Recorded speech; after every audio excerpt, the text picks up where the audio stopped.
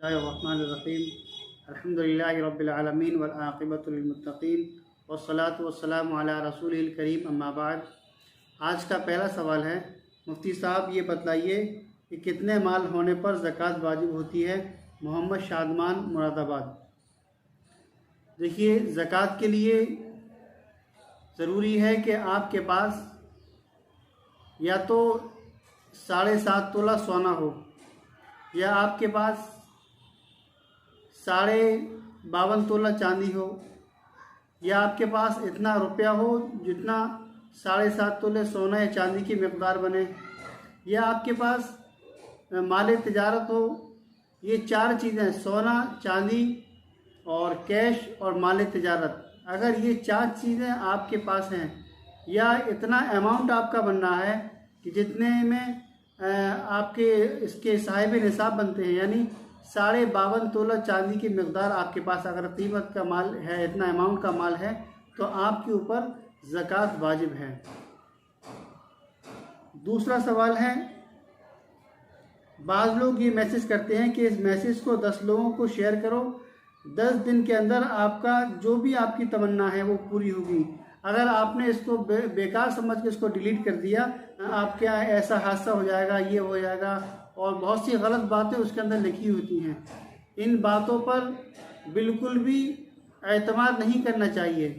ये बिल्कुल कुफ्रिया बातें हैं, ये बिल्कुल शरीयत से हटकर ये बातें होती हैं। ऐसी बातों पर बिल्कुल एतमाद ना करना चाहिए। इन मैसेजों को जानबूझ कर डिलीट करना चाहिए। अगर आपको यकीन अल्लाह तबारक व तआला की ज़ात पर है कि जो कुछ करने वाली ज़ात है वो अल्लाह तबारक व तआला की है, तो ऐसे मैसेजों को आगे बिल्कुल फॉरवर्ड नहीं करना चाहिए, फ़ौरन इनको डिलीट कर देना चाहिए। तीसरा सवाल है, मुफ्ती साहब हमारा सवाल ये है कि LIC का जो पैसा जमा किया जाता है वो वक्त आने पर जो बाद में निकालते हैं, ये जायज़ है या नहीं। मोहम्मद आबिद, फैज़ाबाद।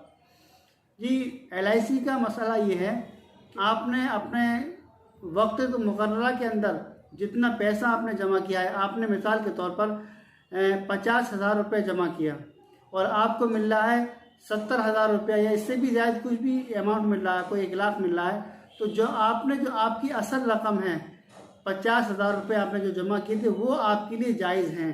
उसके अलावा जो पैसा है ज़ायद मिला है वो आपके लिए जायज़ नहीं है। उसको बिना सवाब की नीयत से किसी गरीब को देना, अपने ऊपर इस्तेमाल करना उन पैसे का जायज़ नहीं। चौथा सवाल है, बैंक से जो लोन लेते हैं क्या वो पैसा अपने बिजनेस में लगा सकते हैं। बैंक से लोन लेना जायज़ नहीं है, ये नाजायज़ तरीका, क्योंकि हम बैंक से जो पैसा लेते हैं उस पैसे को बिजनेस में लगा देंगे, लेकिन उसकी जो हमको सूद देना पड़ेगा, जो उसका इंटरेस्ट देना पड़ेगा, वो गुनाह की बात है, वो हराम है। और शरीयत के अंदर ये बहुत बड़ा गुनाह है, सूद देना और सूद लेना। हदीस पाक में कि जो सूद ले, सूद दे, या सूद की सिफारिश करे, या सूद लिखे, ये सारे लोग गुनाह में शामिल होते हैं। इसलिए हलाल रिज़्क़ की तरफ हमें अपनी निगाह करना चाहिए, हलाल रिज़्क़ की तरफ हमें कोशिश करना चाहिए। 5वां सवाल है, क्या वज़ू करने से पहले बिस्मिल्लाहिर्रहमानिर्रहीम पढ़ना ज़रूरी है। बग़ैर बिस्मिल्लाहिर्रहमानिर्रहीम के वज़ू सही नहीं होगा। हनाफ के यहाँ जो इमाम अबू हनीफ़ा रहमतुल्लाह अलैह को मानते हैं, इमाम अबू हनीफ़ा रहमतुल्लाह अलैह का मसलक पे अमल जो करने वाले हैं, उनके यहाँ वज़ू के अंदर बिस्मिल्लाहिर्रहमानिर्रहीम पढ़ना सुन्नत है। हमारे मसलक के अंदर, इमाम अबू हनीफ़ा रहमतुल्लाह अलैह के मसलक के अंदर बिस्मिल्लाहिर्रहमानिर्रहीम पढ़ना सुन्नत है। पढ़ने तो अच्छी बात है, बहुत अच्छी बात है। अगर पढ़ना भूल जाएं तो उसमें कोई हर्ज नहीं, हमारा वज़ू सही हो जाएगा।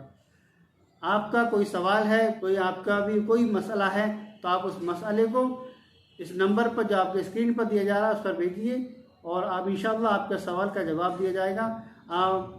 और इस मैसेज को, इस वीडियो को ज़्यादा से ज़्यादा मुसलमानों में शेयर करें, ताकि दीन की जानकारी, दीन का इल्म ज़्यादा से ज़्यादा लोगों को हो सके। अस्सलामु अलैकुम व रहमतुल्लाहि व बरकातुहू।